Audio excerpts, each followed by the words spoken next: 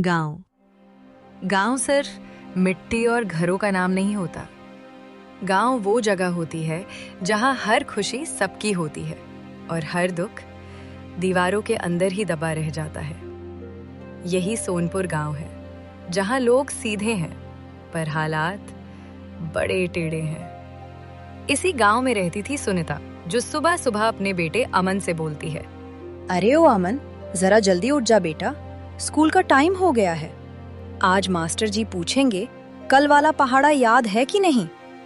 अभी तक तुम तैयार भी नहीं हुए, स्कूल नहीं जाना है क्या?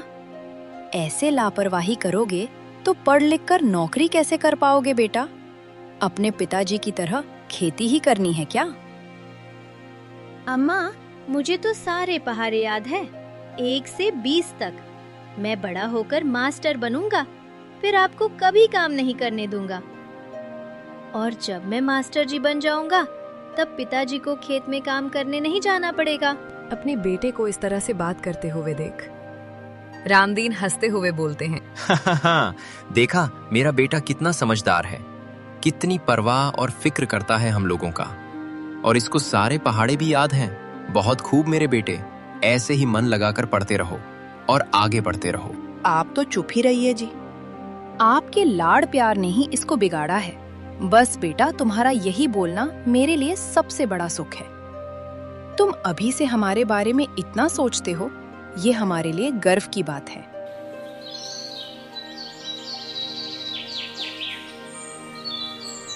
कहते हैं ना, कुछ खुशियां ज्यादा दिन टिकती नहीं, और अमन की माँ की खुशी भी बहुत थोड़े दिनों की मेहमान थी। अमन की माँ को एक गंभीर बीमारी थी जिसका इलाज संभव नहीं था। गांव के वैद्य ने बहुत पहले बताया था कि उनके पास ज्यादा समय नहीं है। उन्होंने इस बीमारी के बारे में किसी को नहीं बताया था। सुनीता ने सोचा था जितना दिन भी जीना है अपने परिवार के साथ खुशी से जिएंगी, लेकिन उनको नहीं पता था कि इस दुनिया से उनके जाने का समय इतनी जल्दी आ जाएगा। अम्मा, आप उठो ना, मैं आपके लिए पानी लाया हूँ।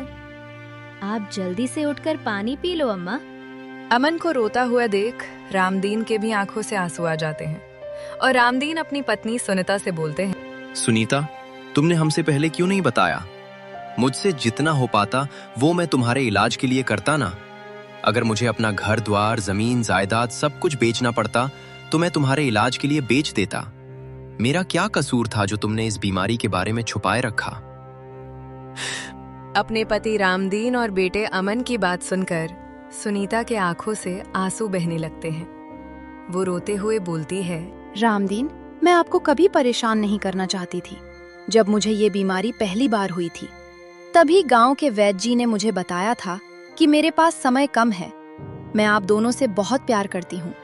अगर मैं आप लोगों को बता देती तो आप लोग भी मेरी तरह हर रोज मरते, और मैं इस चीज को कभी बर्दाश्त नहीं कर पाती। रामदीन, मुझसे आप वादा करिए कि मेरे जाने के बाद मेरे बेटे का ख्याल रखेंगे, इसको बहुत प्यार करेंगे, इसको इतना प्यार देना कि अमन को कभी मेरी जरूरत ना पड़े। मैं मरने के बाद जिस दुनिया में भी जाऊंगी, आप दोनों को वहां से देखूंगी। और मेरा प्यारे बेटे अमन, तुम चिंता मत करना, मैं भले ही मर जाऊंगी, लेकिन मेरा प्यार और आशीर्वाद तुम्हारे साथ रहेगा। और इन्हीं शब्दों के साथ सुनीता की आंखें हमेशा के लिए बंद हो जाती हैं, और वो अपने पति रामदीन और बेटे अमन को छोड़कर हमेशा के लिए इस दुनिया से कहीं दूर दूसरी दुनिया में चली जाती हैं। अमन और रामदीन के आंखों से आंसू बहने लगते हैं। उन्हें यकीन ही नहीं होता है कि सुनीता अब इस दुनिया से जा चुकी हैं। सुनीता के मृत शरीर को सफेद चादर में जमीन पर लिटाया गया होता है। अमन और रामदीन का रो रो के बुरा हाल हो जाता है। गांव वालों के समझाने के बाद सुनीता का दाह संस्कार कर दिया जाता है। सुनीता के जाने के बाद इस दुनिया में अमन और रामदीन अकेले रह जाते हैं।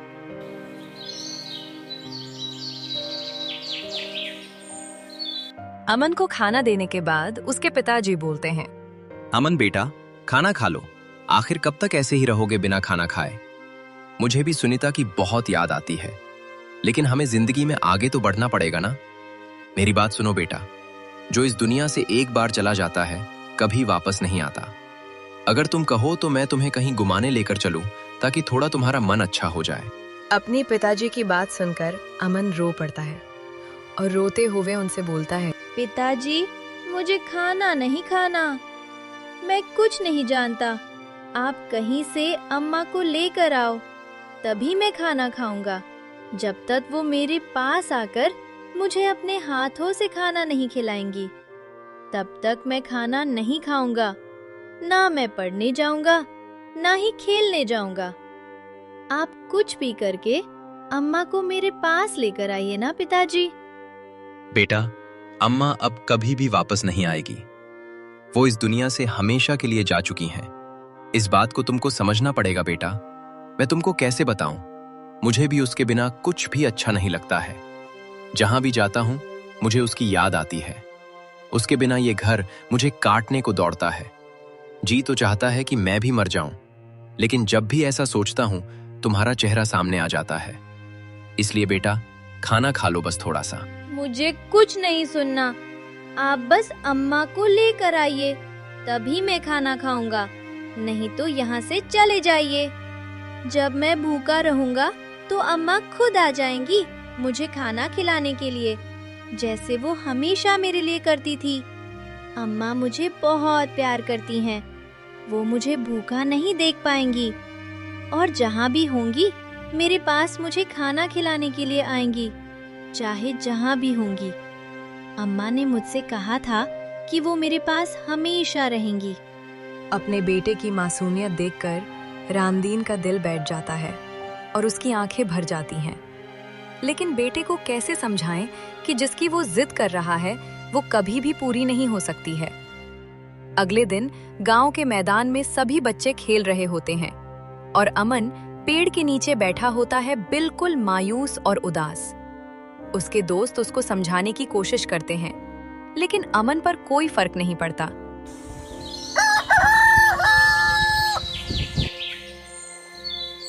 अगले दिन गांव के चौपाल पर गांव वाले रामदीन को समझा रहे थे और बता रहे थे कि रामदीन, लड़का छोटा है, घर में खाना बनाने और घर के कामकाज के लिए औरत जरूरी है। दूसरी शादी कर ले, लड़के का सहारा हो जाएगा। घर की खेती बाड़ी भी तो है, बच्चे को देखेगा कि किसानी करेगा। दूसरी औरत आ जाएगी तो बच्चे के साथ साथ तेरा भी ख्याल रखेगी और कम से कम तुझे और तेरे बेटे को 2 जून की रोटी तो मिलेगी। तभी गांव के दूसरे बुजुर्ग दादा रामदीन से बोलते हैं, देखो रामदीन, बच्चा अभी बहुत छोटा है। उसको माँ के प्यार की जरूरत है, जिसे तुम कभी पूरा नहीं कर पाओगे। माँ रहेगी तो हर छोटी बड़ी चीज पर ध्यान देगी। मान लो कल को तुमको कहीं बाहर जाना पड़ेगा किसी काम से, तो अपने बच्चों को किसके भरोसे छोड़कर जाओगे? घर में कोई ना कोई तो होना चाहिए ना उसकी देखभाल करने के लिए। दादा की बात को सुनकर रामदीन कुछ सोचने के बाद बोलता है, दादा, मैं उलझन में पड़ गया हूं कि क्या वाकई में मुझे शादी करनी चाहिए? क्या जिस लड़की से मेरी शादी होगी वो मेरे बेटे को प्यार करेगी भी कि नहीं? मेरा बेटा अमन न कुछ खाता है न कुछ पीता है, बस दिन भर मायूस बैठा रहता है। न खेलने जाता है न पढ़ने, और बस अपनी अम्मा से मिलने की जिद करता है। मैं उसको समझा समझा के थक गया हूं। मुझे कुछ समझ में ही नहीं आ रहा है कि मैं क्या करूं। इसलिए तो कह रहे हैं बेटा, जब तुम्हारे बेटे को माँ का प्यार मिलेगा तो उसके अंदर जो दर्द है धीरे धीरे खत्म हो जाएगा और तुम भी आराम से खेती बाड़ी कर सकते हो। अभी जिंदगी बहुत बड़ी है, इसलिए हमारी बात को मानो। गांव वालों और बुजुर्ग लोगों की बात सुनकर रामदीन को लगता है कि अगर उसने दोबारा शादी कर लिया तो उसको और उसके बेटे अमन को खाना पानी तो सही समय से मिल जाएगा और अमन को माँ का प्यार मिल जाएगा, और रामदीन भी घर के कामकाज के साथ साथ खेती बाड़ी भी कर लेगा। रामदीन बगल के ही गांव अमरपुर की लड़की से शादी कर लेता है, जिसका नाम कमला होता है। लेकिन इस शादी से अमन को बहुत बुरा लगता है। शादी होने के बाद अमन कमला और उसके पति रामदीन के पीछे पीछे उदास होकर घर आता है। अगले दिन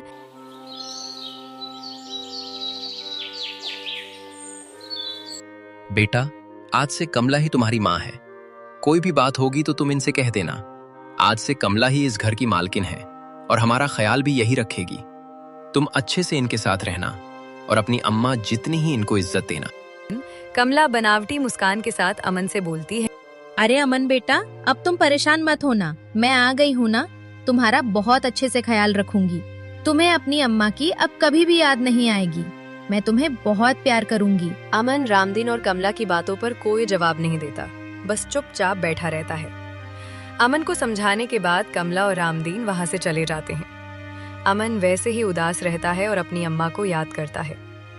गांव के लड़के उसके आसपास खेल रहे होते हैं, कुछ उसको समझा रहे होते हैं, पर इन सब का अमन पर कोई फर्क नहीं पड़ता। एक दिन जब जब रामदीन खेतों में काम करने चला जाता है, तब कमला अमन से बोलती है, वो अमन यहाँ बैठा क्यों है? घर का सारा काम मैं ही करूंगी क्या?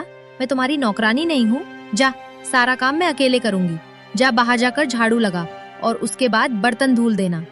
आधे घंटे में सारा काम खत्म हो जाना चाहिए, वरना तेरे बाप से तेरी शिकायत करूंगी कि तू मेरे साथ बदतमीजी करता है। अमन को यकीन ही नहीं होता है कि कल तक जो उसे माँ का प्यार देने के लिए कह रही थी, आज उससे काम करने के लिए कह रही है। वो मासूम बच्चा जिसको काम का मतलब भी नहीं पता था, आज उससे काम करने के लिए कहा जा रहा था। माँ, मैंने आज तक कोई भी काम नहीं किया है कभी, और मुझे स्कूल भी जाना है, मुझे पढ़ना है, और आप जो बोल रही हो झाड़ू लगाने के लिए, मैंने ये सब काम नहीं किया है। मेरी अम्मा मुझे कभी कोई काम नहीं करने देती थी। अमन की बात सुनकर कमला को गुस्सा आ जाता है और वो गुस्से में बोलती है, ए लड़के, मैं तेरी अम्मा नहीं हूँ, समझा? चुपचाप जाकर झाड़ू लगा, वरना तेरी बाप से तेरी ऐसी शिकायत करूंगी कि वो तेरी पीट पीट कर हालत खराब कर देगा। और ज्यादा चालाकी या अपने बाप से ये सारी बातें बताने की कोशिश की तो मैं तेरे खाने में जहर दे दूंगी, समझ गया ना?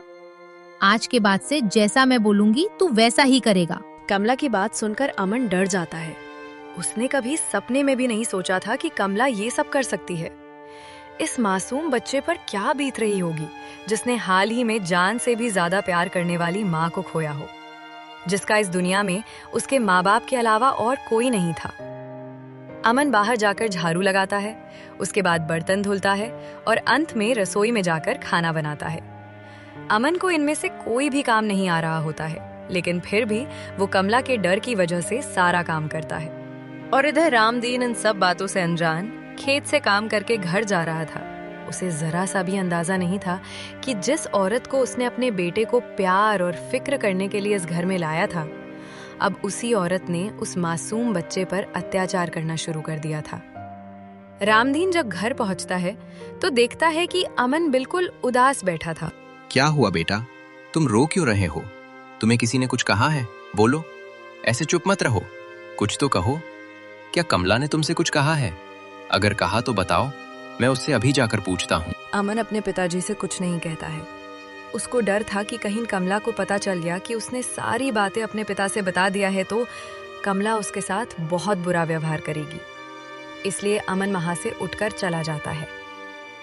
हर दिन जब रामदीन खेतों में काम करने चला जाता था, तब कमला अमन पर अत्याचार करना शुरू कर देती थी। धीरे धीरे अमन की तबीयत खराब होने लगती है। एक दिन अमन घर का सारा काम करने के बाद गांव के पीछे जो नदी थी वहां पर बैठकर रो रहा था और अपनी अम्मा को याद करते हुए खुद से ही बोलता है, अम्मा, आप कहाँ चली गई मुझे छोड़कर? मुझे आपकी बहुत याद आती है। आपको पता है अम्मा, ये जो नई वाली माँ आई है वो मुझे बहुत परेशान करती है। मुझसे घर का सारा काम करवाती हैं और जो काम मैं नहीं कर पाता हूँ तब मुझे ये मारती और पिटती है। मुझे बहुत दर्द होता है अम्मा, मुझे भी अपने पास बुला लो। मैं अब आपके पास आना चाहता हूँ। मुझे आपके बिना कुछ भी अच्छा नहीं लगता है। एक दिन रामदीन सुबह सुबह उठकर खेतों में काम करने चला जाता है। अमन की तबीयत पहले से खराब हो रही थी और उसी दिन अमन को बहुत तेज बुखार हो जाता है। अमन प्यास से तड़पते हुए कमला से पानी मांगता है, लेकिन कमला को लगता है कि अमन नाटक कर रहा है। वो गुस्से में अमन से बोलती है, तुझे क्या लग रहा है कि मैं तेरे नाटक को सच मान लूंगी? अरे तू अगर मर भी गया ना तो तेरी आत्मा से घर का काम करवा लूंगी, समझा? अब चल उठ, बहुत काम पड़ा है करने के लिए। तेरा बाप तो गया खेतों में काम करने के लिए और तू पानी मांग रहा है। जल्दी उठ, नहीं तो डंडे से पिटाई कर दूंगी, समझा?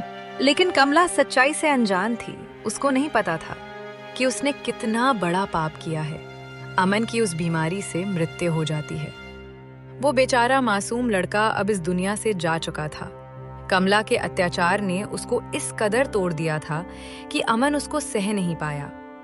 कमला को नहीं पता था कि अमन अपने अम्मा के जाने से बहुत दुखी और सदमे में था। उसको ममता और प्यार की जरूरत थी, लेकिन उस बदनसीब को ये कभी नसीब ही नहीं हुआ। शायद अमन अब अपनी अम्मा के पास जा चुका था, जिनको याद कर कर के वो हमेशा रोता था। प्यारे दर्शकों, आपको क्या लगता है, क्या अमन की कहानी यहीं खत्म हो जाएगी या फिर अमन किसी तरह से वापस आएगा? क्या होगा जब अमन के पिता रामदीन को पता चलेगा कि अमन अब इस दुनिया में नहीं रहा? प्यारे दर्शकों, अब कमला का क्या होगा? क्या अमन के इस दुनिया से चले जाने के बाद उसको अपनी गलती का एहसास होगा? प्यारे दर्शकों, अमन की कहानी आगे जानने के लिए देखिए सौतेली माँ का पार्ट 2। कितनी बड़ी पापिन हूँ मैं। वो एक मासूम बच्चा था और मैंने क्या समझा था कि वो पत्थर है, उसको ना भूख लगेगी ना प्यास लगेगी। अगर एक दिन प्यार से बात कर ली होती तो आज ये घर इतना सूना ना होता। रामदीन, मैं जीना नहीं चाहती, मुझे खत्म कर दो। मैं क्या करूंगी जीकर?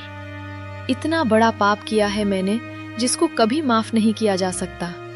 मेरे बेटे, तुम कहाँ चले गए? मेरे लाल, मुझे माफ कर देना। कमला की बात सुनकर रामदीन को गुस्सा तो बहुत आता है, लेकिन वो करे भी तो क्या? अगर कमला को सजा देता भी तो अमन अब कभी वापस आने वाला नहीं था। रामदीन का मन तो करता था कि कमला को सजा दे, पर उससे कुछ होने वाला नहीं था। उसने अपने बेटे के लिए क्या क्या सोचा था और उसके साथ क्या हुआ।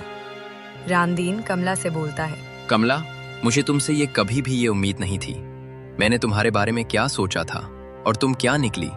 मुझे शर्म आती है कि मैंने तुझसे शादी की। मैंने तुम्हारे सुख सुविधा के लिए क्या क्या नहीं किया। हर दिन खेतों में बैलों की तरह मेहनत और पसीना बहाता रहा। और तूने मेरे बेटे के साथ क्या किया? तूने उसको जख्म दिया, भूखा और प्यासा रखा। अरे तुझसे उस मासूम बच्चे ने सिर्फ ममता और माँ का प्यार ही तो मांगा था, और तुमने उसको बदले में क्या दिया? मृत्यु। अरे तेरी वजह से उसने तड़प तड़प कर इसी घर में दम तोड़ दिया। रामदीन की बातों को सुनकर कमला को ऐसा लग रहा था कि जैसे उसका दिल 1 मिनट के लिए धड़कना ही भूल गया हो। उसको ऐसा लग रहा था कि उसके शरीर से उसकी आत्मा ही निकल रही हो। कमला की जिंदगी में अब पछतावे के अलावा और कुछ भी नहीं था। लेकिन उससे होता भी क्या? जो इस दुनिया से एक बार चला गया वो कभी भी वापस नहीं आता है। उसने जो किया था उसको बदला नहीं जा सकता था। कमला रोते हुए रामदीन से बोलती है, मुझे माफ कर दीजिए रामदीन। मैं नफरत और जलन में अंधी हो गई थी। मुझे लगा था कि वो आपकी पहली बीवी की निशानी है, इसलिए मैं उस चीज को सहन नहीं कर पाती थी। गुस्से और जलन में मुझसे ये सब क्या हो गया? इस बात को मैं कभी समझ ही नहीं पाई। मैं इतनी बुरी कब बन गई, इसका मुझे कभी अंदाजा ही नहीं हुआ। काश ऐसा होता कि मेरे प्राण के बदले वो जीवित हो जाता, तो मैं खुशी खुशी अपने प्राण को उसके लिए न्यौछावर कर देती। तुम्हारी माफी का मैं क्या करूंगा? क्या तुम्हारे माफी मांगने से वो लौट कर आ जाएगा? क्या तुम्हारे माफी मांग लेने से मैं वो सब कुछ कैसे भूल जाऊंगा जो तुमने मेरी नामौजूदगी में मेरे बेटे के साथ किया? बताओ। अरे इंसान इतनी बड़ी बड़ी गलतियां करने के बाद कितनी आसानी से कह देता है कि मुझे माफ कर दो। तुम्हारे वजह से मेरे दिल में जो जख्म हुआ वो है इतनी आसानी से नहीं भरेगा। तुमने ये कैसे सोच भी लिया कि मैं वो सब कुछ भूल जाऊंगा जो तुमने मेरे प्यारे बेटे के साथ किया? मैं तुम्हें भुला दूंगा, लेकिन जो तुमने किया है उसको कभी नहीं भूलूंगा, याद रखना। कुछ गलतियां ऐसी होती हैं जिनकी माफी नहीं होती, चाहे उसके लिए हम कुछ भी क्यों ना कर ले। वही हाल था कमला का। उसने जो गलती किया था, अगर उसके लिए वो अपने प्राणों की आहुति भी दे देती तब भी कुछ नहीं होता। ऐसे ही समय गुजरता है। एक दिन कमला गांव की ही एक दादी के घर बैठी होती है और उनसे बोलती है, दादी, लगता है भगवान मुझे सजा दे रहे हैं, इसलिए आज तक मेरी गोद खाली है। कितने बड़े बड़े डॉक्टर को दिखाया, वैद्य को दिखाया, लेकिन लगता है कि मेरी कोंख से बच्चा हो ही नहीं पाएगा। शायद मैं माँ कहलाने के लायक ही नहीं हूँ। अमन के साथ जो मैंने किया, लगता है भगवान मुझे 7 जन्म में भी माफ नहीं करेंगे। भगवान के घर में देर है, अंधेर नहीं। तुम माँ नहीं बन पा रही हो सकता है इसके पीछे भगवान की कुछ और ही लीला हो। ये भी तो हो सकता है कि उन्होंने तुम्हारे लिए कुछ और सोच के रखा हो। कमला, खुद पर भरोसा रखो, जो होगा अच्छा ही होगा।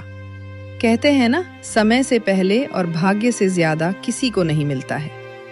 पर मैं क्या करूं दादी, थक गई हूं मैं। अब मेरा जीने का मन नहीं करता है। हर वक्त बस अपने आप को कोसती हूँ। ये भी कोई जीना है दादी?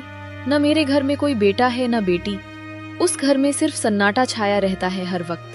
ऊपर से रामदीन भी मुझसे अच्छे से बात नहीं करते हैं, ना ही मुझसे प्यार करते हैं। मैं क्या करूं? दीदी, आप परेशान मत होइए। समय के साथ सब कुछ ठीक हो जाता है। समय ऐसी दवा है जो हर जख्म को भर देता है। और दीदी, एक दिन ऐसा जरूर आएगा जिस दिन आपके मन का बोझ बिल्कुल खत्म हो जाएगा। बस उस दिन का इंतजार करिए। बहन, मेरी जिंदगी में अब रखा ही क्या है सिवाय इंतजार के? और इंतजार तो मैं अपने मौत का कर रही हूँ। जब से मेरा लाल, मेरा बेटा अमन इस दुनिया से चला गया है, तब से मेरी दुनिया ही उजड़ गई है। मेरे लाल, तुम जहाँ भी हो ना, अपने इस बदनसीब और जालिम माँ को माफ कर देना बेटा। मैं तो माफी के लायक भी नहीं हूँ मेरे बेटे, लेकिन फिर भी मुझे माफ कर देना और मेरे पास लौटकर एक दिन जरूर आना, ताकि मैं तुम्हें माँ का प्यार दे सकूं। कमला ने अमन के साथ जो व्यवहार किया था, उसके लिए वो अपने आप को हर दिन कोसती थी। प्यारे दर्शकों, अगर अभी तक आपने इसका भाग 1 नहीं देखा है, तो पहले उस भाग को जरूर देखें। प्यारे दर्शकों, आपको क्या लगता है, क्या कमला का बेटा अमन मरने के बाद इस दुनिया में किसी तरह से वापस आ पाएगा, या कमला की जिंदगी में सिर्फ अकेलापन और पछतावा ही रहेगा? कमला के घर के बगल में एक दूसरा गांव था जिसका नाम था सचपुर। उसी गांव में रहते थे हरिया और उसकी पत्नी गौरी। दोनों बहुत सच्चे और ईमानदार थे। अजी सुन रहे हैं? हमारा बेटा शंकर अब धीरे धीरे बड़ा हो रहा है। उसके भविष्य के बारे में आपने कुछ सोचा है कि नहीं? मैं तो सोच रही हूँ कि उसको पढ़ाई के लिए शहर भेज दिया जाए। गांव का माहौल सही नहीं है। घर से दूर रहेगा तो मन लगाकर पढ़ेगा। मेरा तो यही सपना है कि मेरा बेटा पढ़ लिख कर एक सरकारी अफसर बने। हाँ भाग्यवान, मैं भी यही सोच रहा हूँ कि हमारा बेटा शंकर पढ़ लिख कर एक बड़ा आदमी बने। और उसके पढ़ाई के लिए मैंने कुछ पैसे भी बचा कर रखा है। वैसे वो है कहाँ, दिखाई नहीं दे रहा है सुबह से। गौरी और हरिया आपस में बात कर रहे होते हैं। तभी शंकर उनके पास आता है। गौरी और हरिया का शंकर इकलौता बेटा था जिसकी उम्र लगभग 16 साल थी। गौरी अपने बेटे से प्यार से बोलती है, बेटा, तुम सुबह से कहाँ थे? खाना भी नहीं खाए और घूमने चले गए। हम लोगों को कितनी फिक्र हो रही थी। मैं कहीं नहीं गया था माँ। जो गांव के पीछे नदी है वहीं पर बैठा था। पता नहीं क्यों जब भी मैं नदी के पास जाता हूँ तब मुझे एक अजीब से एहसास होता है। ऐसा लगता है ये नदी मुझसे कुछ कहना चाहती है। और मैं यहाँ पहले भी आकर बैठता था। नदी के पास जाने पर मैं कहीं खो जाता हूँ। समय कब निकला जाता है पता ही नहीं चलता। शंकर की बात सुनकर हरिया अपने बेटे को समझाते हुए बोलता है, बेटा, ऐसे अकेले कहीं घूमने नहीं जाते, ठीक है? और ऐसा कभी कभी हो जाता है, जैसे लगता हो कि ये सभी घटनाएं हमारे साथ पहले भी हो चुकी हैं, या इस काम को हम पहले भी कर चुके हैं। इसमें कोई घबराने वाली बात नहीं है। गौरी और हरिया को ये नहीं पता था कि उनका जो बेटा शंकर है, शरीर तो उसका है, पर उसके अंदर जो आत्मा थी वो किसी और की थी। एक दिन जब शंकर घर में सोया था, तभी उसको सपने में किसी औरत की आवाज सुनाई देती है। तुझे क्या लग रहा है कि मैं तेरे नाटक को सच मान लूंगी? अरे तू अगर मर भी गया ना तो तेरी आत्मा से घर का काम करवा लूंगी, समझा? अब चल उठ, बहुत काम पड़ा है करने के लिए। तेरा बाप तो गया खेतों में काम करने के लिए और तू पानी मांग रहा है। जल्दी उठ, नहीं तो डंडे से पिटाई कर दूंगी, समझा? इस आवाज को सुनते ही शंकर चिल्लाकर उठ जाता है। उसके माथे पर पसीना होता है और वो बहुत बुरी तरह से डरा हुआ होता है। ऐसा लग रहा था जैसे मानो उसको बहुत बुरी तरह से पीटा और प्रताड़ित किया गया हो। उसकी आवाज सुनकर उसके माता पिता डर जाते हैं और तुरंत ही उसके पास जाते हैं और शंकर से पूछते हैं, क्या बात है बेटा, क्या हुआ? क्या तुमने कोई बुरा सपना देखा है क्या? बताओ। क्या बताऊं माँ, हर दिन यही सपना आता है। सपने में एक औरत होती है जो मुझे मारती है और कभी कभी ऐसा लगता है जैसे मैं किसी बिस्तर पर लेटा हूँ, मेरी जान निकलने वाली है और मैं उस औरत से पानी मांग रहा हूँ। पर वो मुझे तड़पता हुआ छोड़ देती है।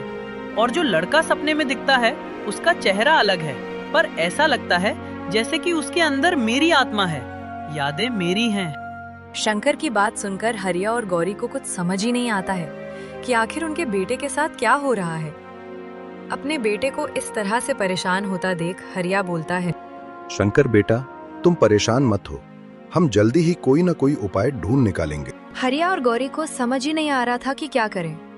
गांव में एक दादी थी जिनका नाम था रीता। गांव की महिलाएं अक्सर उनके यहाँ बैठकर बातें किया करती थी। उस दिन गौरी भी वहाँ पर मौजूद थी। गौरी दादी से बोलती है, दादी क्या बताऊं आपसे, मैं आजकल बहुत परेशान रहती हूँ अपने बेटे को लेकर। वो अजीब अजीब बातें करता है, कभी कभी रात में चिल्ला कर उठ जाता है। उसके बाद ऐसे बात करता है जैसे लगता है कि उस पर बहुत जुल्म हुआ हो। हर दूसरे तीसरे दिन यही सपना देखता है और उठकर बैठ जाता है।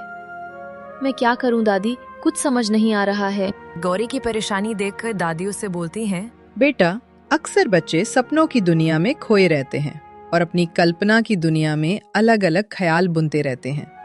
तुम परेशान मत हो, समय के साथ साथ सब कुछ ठीक हो जाएगा। दीदी आप एक काम करो, यही पास के जंगल में एक मंदिर है, वहाँ पर एक साधु बाबा रहते हैं। गांव के लोग बताते हैं कि उनके पास अद्भुत शक्तियां हैं। वो किसी भी इंसान का भूत और भविष्य दोनों देख सकते हैं। मुझे पूरा यकीन है कि अगर आप उनके पास जाओगी तो आपकी समस्या का समाधान जरूर मिलेगा। ठीक है बहन, अगर तुम कहती हो तो मैं वहाँ जरूर जाऊंगी, क्योंकि जैसे जैसे शंकर की उम्र बढ़ रही है, दिन पर दिन उसको अजीब अजीब ख्याल आते रहते हैं। कभी कभी ऐसी बातें करता है जैसे मानो वो यहाँ का हो ही नहीं। मुझे कुछ समझ नहीं आ रहा है, कहीं उसके ऊपर किसी काले साए का असर तो नहीं है। गौरी को भी कहीं न कहीं इस बात का एहसास हो गया था कि शंकर का दिल और आत्मा किसी भंवर में फंसे हुए हैं। उधर शंकर गांव के मैदान में बैठा हुआ था, जहां पर कुछ बच्चे नाच रहे थे, कुछ खेल रहे थे और कुछ शंकर से बात कर रहे थे। लेकिन शंकर तो अपनी ही दुनिया में खोया हुआ था। उसको हमेशा यही लगता था कि वो यहाँ का नहीं है, ना वो इस समय का है। शंकर को रह रहकर कुछ ख्याल आते रहते थे, कुछ धुंधलापन जिनको वो महसूस तो कर सकता था परंतु देख नहीं सकता था।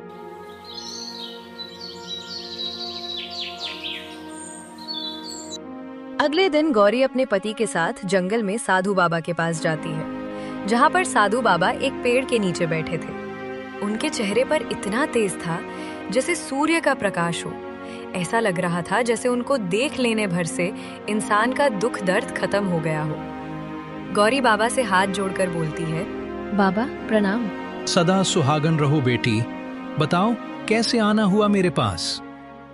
बाबा आप तो अंतर्यामी हैं, सब कुछ जानते हैं। मेरा बेटा है शंकर, हर दिन अजीब अजीब सपने देखता है। कभी कभी तो सपने से चिल्लाकर उठ जाता है, अगर कहीं बैठ जाए तो बैठा ही रहता है। हम दोनों से अक्सर कहता है कि उसको लगता है कि वो यहाँ का नहीं है, उसका घर कहीं और था। और सबसे बड़ी बात, वो कहता है कि मैं इस समय का नहीं हूँ। मेरे दिमाग में कुछ धुंधला सा दिखता है, किसी की आवाज सुनाई देता है। उसको लगता है कि उसको कोई बुला रहा है अपने पास। बाबा, मेरे बेटे पर कोई बुरा साया तो नहीं है? गौरी की बात सुनकर बाबा कुछ देर सोचते हैं और तब गौरी से बोलते हैं, जैसा कि मैं देख पा रहा हूँ, जो तुम्हारा बेटा है शंकर, वो कोई आम लड़का नहीं है।